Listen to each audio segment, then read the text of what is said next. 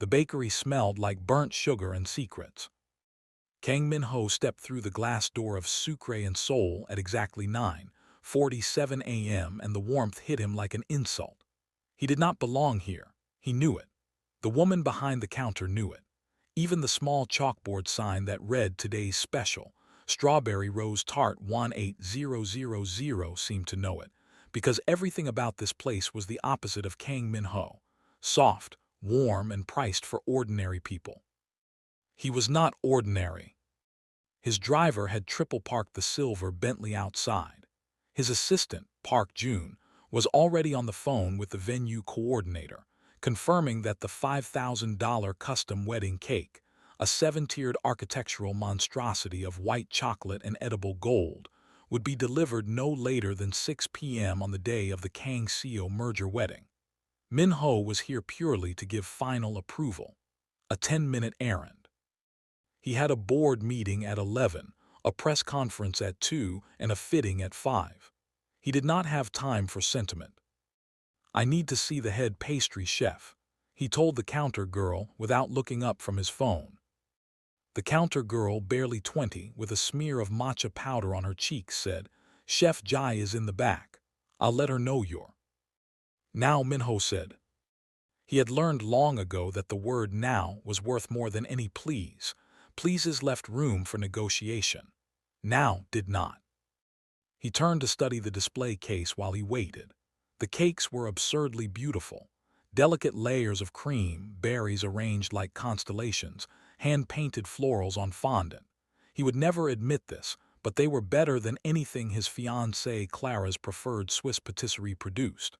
Clara had insisted on the Swiss patisserie because the owner had a Michelin star and the cake would photograph well. Min-ho had not argued. He had not argued about anything regarding this wedding because it was not, in the truest sense, a wedding. It was a contract, a handshake with flowers. He was still thinking about the press release when he heard it. A crash, then running feet. Then, shooting out from behind the kitchen curtain like a small cannonball, a boy. He could not have been older than 4. He had a dusting of flour on his nose, chocolate around his mouth, and the absolute conviction of someone who owned the entire world. He skidded on the tile floor, arms pinwheeling, and crashed directly into Min-ho's legs. Min-ho looked down. The boy looked up. And in the boy's hands was a toy car. A silver toy car, sleek, miniature, a perfect replica of a limited edition Kang Industries concept sedan, a vehicle that had only been produced 300 times worldwide, that Min-ho himself had helped design, that had been given as gifts to his closest business allies and kept as collectibles by automotive obsessives. Min-ho did not move. He stared at the toy. The boy grinned. He was missing one of his front teeth. "Vroom," he said seriously, and crashed the silver car into Min-ho's shoe. "Min-jun," a voice sharp and breathless. "Min-jun, I told you not to run near the—" The woman who burst through the kitchen curtain stopped, as if she had walked into glass. Min-ho looked up from the boy. The world tilted. Jai-soo. Han Jai-soo, in a flour-stained white apron. Hair pinned back with what appeared to be a pencil, a small burn mark on her left wrist that he did not remember, thinner than before. Older, but not old, just worn, the way things get when they've been carrying weight for too long. 5 years. 5 years, and she was standing in a bakery in the Mapo district holding a dish towel, and their eyes met across 4 feet of tile and an entire lifetime of wreckage. Neither of them spoke. The boy Min-jun tugged at Min-ho's trouser leg with the silver car.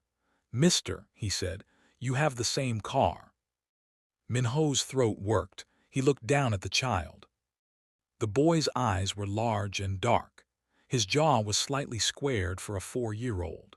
He had a single crease on his left earlobe, a genetic quirk that Min-ho had always thought was uniquely his, something his own mother had photographed on the day he was born. Min-jun. The name hit him somewhere behind the sternum. "Jai-soo," he said very quietly. She crossed the space between them in 3 steps.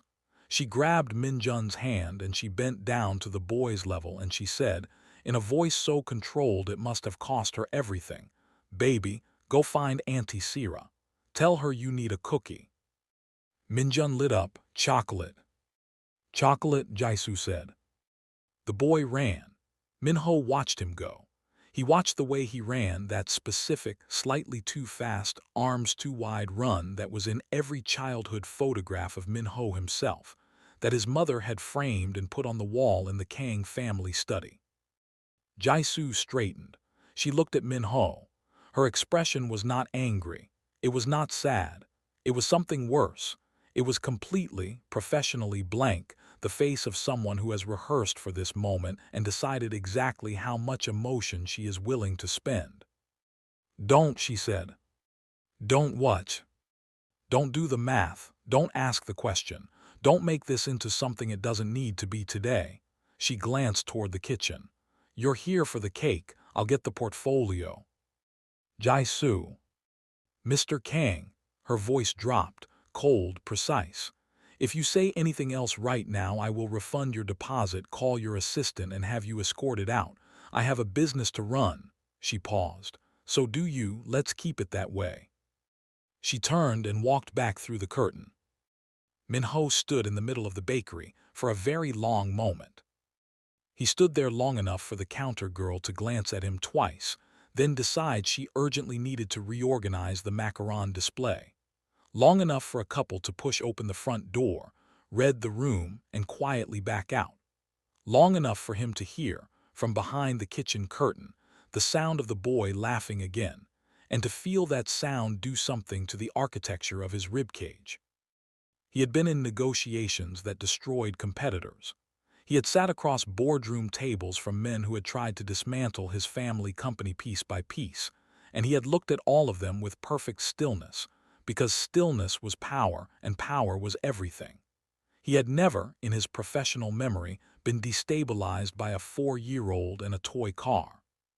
He was destabilized now. Then he took out his phone and called Park Jun. "Cancel the board meeting," he said. "Sorry." "Cancel it. And I need everything you can find on hand, Jaisu. Divorce records, residential history, business registration, everything. By the time I finish here." A pause. "Sir, should I be concerned?" "Do it now," Min-ho said. He sat down at one of the small tables. He was still holding his phone. Outside, the Bentley idled. Inside, from somewhere behind the kitchen curtain, he could hear the boy laughing at something. And the sound of it went directly into a crack in his chest that he hadn't known was there. If you've been hooked so far, hit that subscribe button and the bell icon. This story is just getting started. He waited. Park Jun called back in 11 minutes. 11 minutes, because Park Jun was paid obscenely well to be obscenely fast. "Han Jaisu," Park Jun said, his voice careful in the way it got careful when he knew the information was live ammunition. "Former wife of Kang Min-ho, divorced 5 years ago, no financial settlement received or claimed. Left Seoul 3 days after the divorce was finalized. No forwarding address filed. No contact with Kang family lawyers since. Current residence: a studio apartment in Mapogu, registered 2 years after the divorce. Business registration: Sucre and Seoul Patisserie, sole proprietor, opened 3.5 years ago. No investors, no loans except a small SME grant from the city. Revenue is..." Park Jun hesitated. "Revenue," Min-ho said. "It's a small bakery, sir. She's not struggling, but it's not. It's modest." Min-ho stared at the table. "The child." Another pause, longer. "There is a child enrolled at the daycare 2 streets over. Han Min-jun, age 4, mother listed as Han Jaisu, father listed as..." Park Jun stopped. "As what?" "Unknown, sir." Min-ho set the phone down on the table. He did not hang up. He just set it down, very carefully, like it was something breakable. "Unknown." 5 years ago, his mother had come to him with documents. Evidence, she had called it, her voice full of righteous sorrow. evidence that Jaisu had been passing trade information to a competitor, that she had been using her access to the Kang Industries' internal server to extract proprietary data. The documents had looked real. The investigator had been credible. And Min-ho, 28 years old and already running a conglomerate and already exhausted and already trained from birth to trust data over feeling, had looked at those documents and made a decision. He had made it in less than an hour. He had told Jaisu in the rain. He had used words he could not now recall without a specific kind of revulsion at himself. He had given her 30 minutes to collect her things from the apartment they shared. He had watched from the window as she left. She had not begged. She had not explained. She had just gone in the rain with one bag. He had not known she was pregnant. He told himself this regularly in the times when the memory surfaced. He had not known. It did not fully absolve him of anything, but it was the one fact he returned to when he needed to remember that he was not entirely monstrous. But she had known. She had left pregnant in the rain because he had thrown her out, and she had not told him. And now there was a 4-year-old boy with Min-ho's eyes playing with a toy version of Min-ho's car in a small bakery in Mappo, and the father listed on the enrollment form was unknown. Min-ho picked up his phone. "I'll call you back," he told Park Jun. He stood up and walked through the kitchen curtain. Jaisu was alone at the workbench, piping rosettes onto a small celebration cake with the focused precision of someone who needed to focus on something. She did not look up when he entered. The kitchen smelled like vanilla and warm butter. Somewhere else in the back, he could hear a television playing a children's program and a small voice narrating along. "How long were you going to wait?" he asked. "I wasn't waiting for anything," she continued piping. "You were never supposed to be here. You've never been to this neighborhood in your life. Your bakery came up in a vendor recommendation for the wedding cake. Then you should have sent your assistant, like every other client." "Jaisu, don't say my name like that." She set the piping bag down. She turned to face him, and now the blankness had a fracture in it, something underneath, old and sharp. "You don't get to say my name like you know what it cost me. You don't get to walk in here and turn this into a scene from a drama. I have a business. I have a life. I have a son." "Our son," Min-ho said. The word fell into the kitchen like a stone into still water. Jaisu did not flinch. "You don't know that." "He has my ear," Min-ho said quietly. "The crease, the left earlobe, I've seen it in my own baby photographs." Something shifted in her jaw, very small. "A lot of people have." "Don't." His voice was not angry. It was almost gentle, which was worse. "Don't do this. I have enough resources to have the results in 24 hours with or without your cooperation. I'm asking you to tell me the truth right now because I'd rather hear it from you." Jaisu looked at him for a long moment. Then she said, "Yes." One word. She said it without breaking eye contact, without any particular drama, without crying, and the flatness of it, the sheer exhausted plainness of it, hit him harder than any outburst could have. "Yes," she said again. "He's yours. Are you happy? Does that feel like a victory?" She picked the piping bag back up. "Now get out of my kitchen." "Why didn't you tell me?" "Because," she said, "you threw me out in the rain based on your mother's lie, and I decided that my son would not grow up being raised by a family that does things like that." She was piping again, hand steady. "I decided he would grow up with a mother who chose him completely, and a story about a father who was a superhero working too far away to come home, and that would be enough. And it has been enough. He thinks his father is a superhero. He is 4 years old. He needed a story that didn't break him." She glanced up briefly. "You broke enough things already."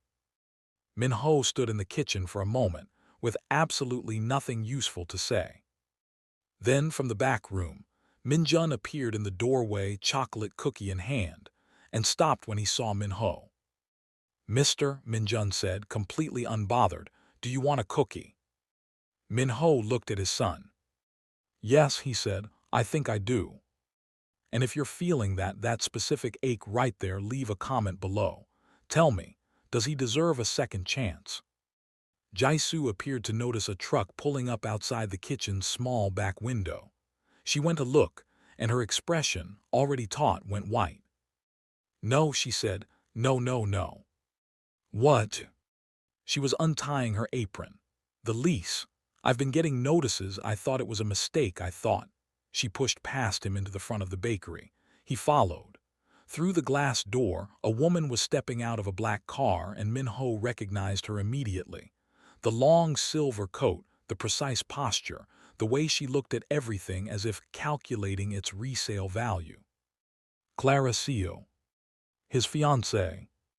Clara walked into the bakery with the expression of someone who had just arrived to claim a parking space someone else thought was theirs. She looked at Min-ho. She looked at Jaisu. She looked at the bakery around her with a slow sweep that was somehow more threatening than anything she could have said. Darling, she said to Min-ho, your assistant told me you hadn't left. I got curious. She smiled. I didn't realize you were a patron of this particular place. Clara, he said carefully. It's charming, Clara said, moving to study a display of croissants as if she were at an auction preview. Genuinely, it's very sweet. I can see why someone might like it. She turned. I should tell you both. I should have mentioned this sooner, actually. I apologize, but my father purchased this block 6 months ago. The development plan was approved last Tuesday. We're breaking ground on a boutique in about 8 weeks. She looked at Jaisu with a smile of extraordinary precision. I believe your lease termination notice was sent last month. Jaisu's face was perfectly still. The whole block, Min-ho said. 12 properties, the bakery, the laundromat, the little used bookshop, all of it. Clara examined a macaroon. The boutique will be lovely. You'll like it, I think. It'll fit much better with the neighborhood development plan. She set the macaroon down without tasting it. Shall we go, Min-ho? You have the gala tonight. Min-ho looked at Clara. He looked at Jaisu, who was looking at nothing, jaw tight, doing the specific silent arithmetic of someone calculating how much they've lost and whether they can survive it. I'll meet you at the car, he said to Clara. Clara's smile did not change. Of course, she left. Min-ho turned to Jaisu. I'll stop it.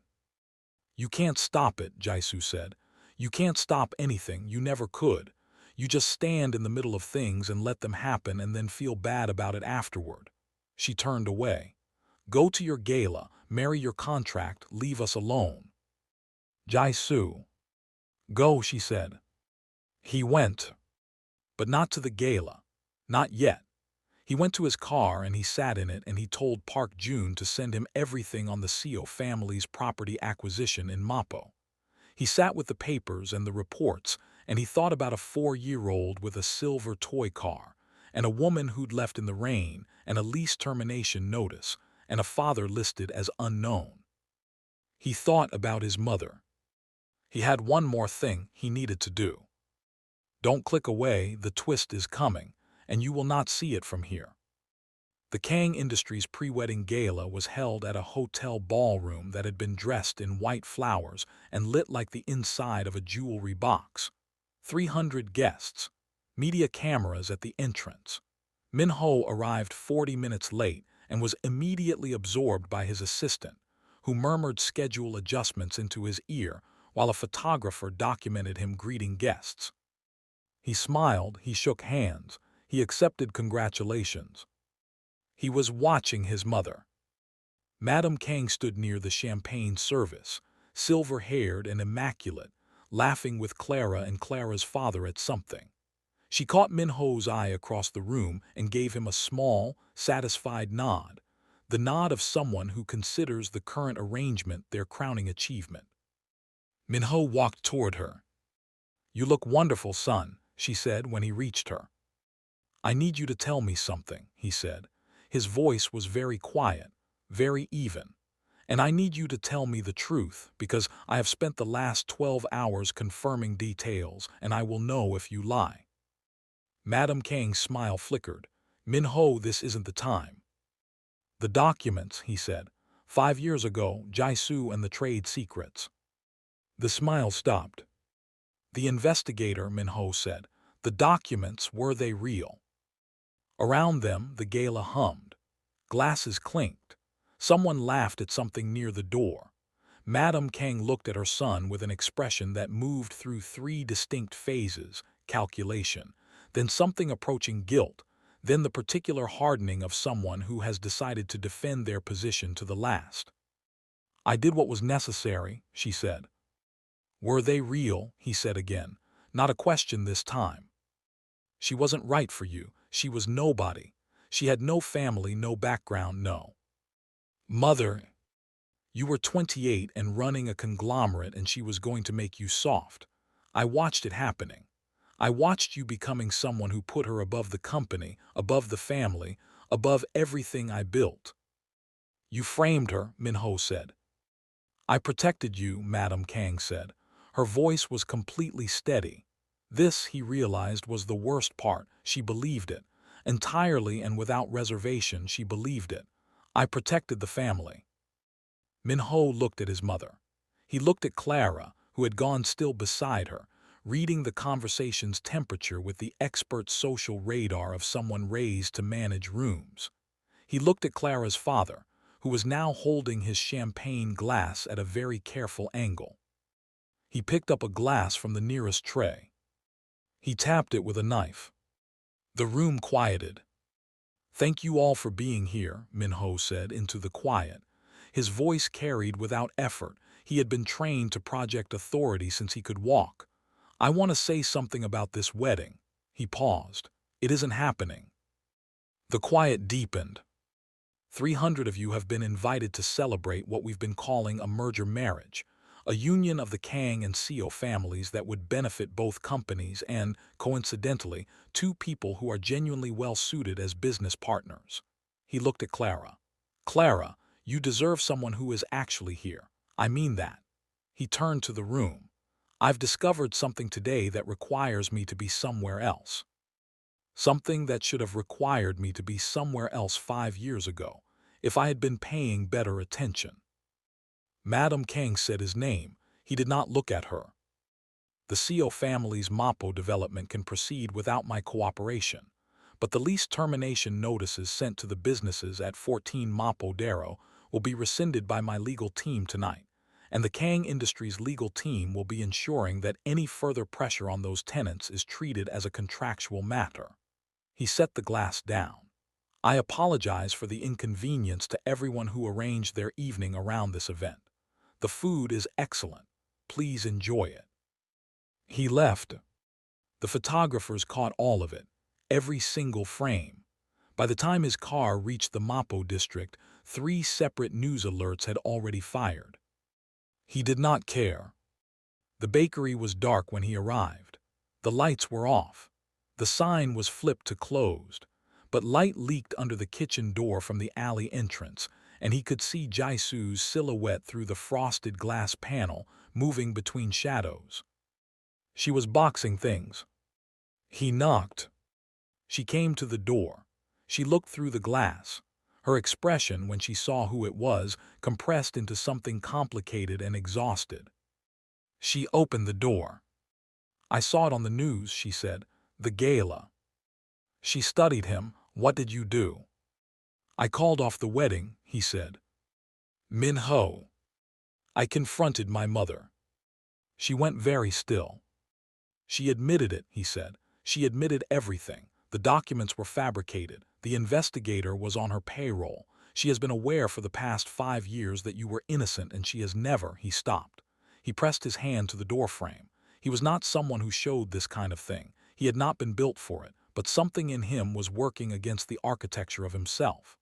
I am sorry, he said. I know that those words are nothing next to what you went through. I know there is no version of that apology that is proportional to what I did.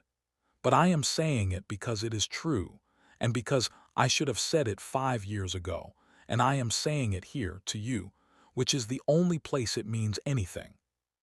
Jaisu stood in the doorway of her bakery, with a box of wrapped cake pans in her arms. For a long moment she didn't speak. "Do you know," she said finally, "what I said to Min-jun when he asked why his father wasn't here?" She shifted the box. "I told him his father was the kind of person who was very good at big things and very bad at small ones, and that sometimes people like that take a long time to learn how to be in the same room as the people who matter." She looked at Min-ho. "That's not forgiveness. I want to be clear about that. I haven't decided anything. I have a son who doesn't know your name, and a lease I still might lose, and about 7 years' worth of things that I'm not ready to say to you." "I know," Min-ho said. "You don't get to swoop in and fix everything and expect." "I know," he said again. "I'm not expecting anything." He looked past her into the kitchen. "Is he asleep?" Jisu's expression shifted, just barely. "He fell asleep on the couch in the back an hour ago. He made me promise to tell the mister with the car that he wants a rematch." Something in Min-ho's chest moved. "Can I?" He stopped. He tried again. "Could I sit? In the kitchen? I'm not asking for anything else. I would just like to be in the same building as him for a few minutes." Jisu looked at him for a long time. Then she stepped aside. He followed her in. Min-jun was on the couch against the far wall, curled under a flour sack apron that someone had laid over him like a blanket, silver toy car clutched to his chest. Min-ho sat down on a small plastic chair near the workbench. The chair was sized for a toddler. His knees came up to his chest. Jisu, at the counter, glanced at him and then looked away. But not before he caught something in her expression, not softness. Not yet. But the very early beginning of the possibility of softness, like the first 2 degrees of temperature change before ice begins to melt. "You're going to need a different chair," she said. "I'll manage," he said. "You're going to look ridiculous." "I already look ridiculous," he said. "I called off a 300-person gala and drove to Mappo in a Bentley to sit in a toddler chair. The chair is the least of my problems." Jisu made a sound, almost a laugh, not quite. Min-ho looked at his son sleeping. He thought about all the small things he didn't know. The first word, the first step, the first day of daycare, the first nightmare, the first joke that was actually funny, the first time he fell off something and cried, the first time he decided he was brave enough not to cry, all of it behind him, gone, unretrievable, a childhood proceeding without witness, events that had already happened and could not be unhappened. He couldn't have those, he understood that. There was no court in any country that could give him back 4 years. But somewhere ahead of him, if he was very careful and very patient, and very different from the man who had thrown a woman out in the rain based on his mother's lie, somewhere ahead of him, there might be other firsts. Min-jun shifted in his sleep, pulling the apron blanket tighter, and the silver toy car slipped from his fingers and fell to the floor with a small plastic clatter. Min-ho got up from the tiny chair, crossed the kitchen, and picked up the car. He stood there holding it for a moment. It was lighter than he expected, scuffed at the front bumper from being crashed into things. Loved, in the way that small cheap toys become irreplaceable when they belong to someone who carries them everywhere. He set it carefully beside Min-jun's hand. He went back to the tiny chair. He decided he would earn them, one at a time, starting with the chair. "I'm sorry," he said again quietly. Not to Jisu this time, to the room, to the sleeping boy, to the life that had happened in the 5 years he hadn't been paying attention. Jisu didn't respond. She was piping again, finishing the celebration cake from earlier, working in the quiet kitchen while her son slept, and the man who had broken everything tried to learn how to sit still in a small chair without breaking anything else. It wasn't a beginning. Not yet. It was something earlier than a beginning, the moment just before, when nothing is decided and everything is still possible, and the only thing to do is stay in the room. Min-ho stayed in the room. If this story moved you, if you felt every second of it, please like this video. Share it with someone who needs to believe that broken things can be rebuilt, and subscribe for more stories that refuse to let you look away. And drop a comment below. One word, just one word that describes how you feel right now. We'll see you in the next one.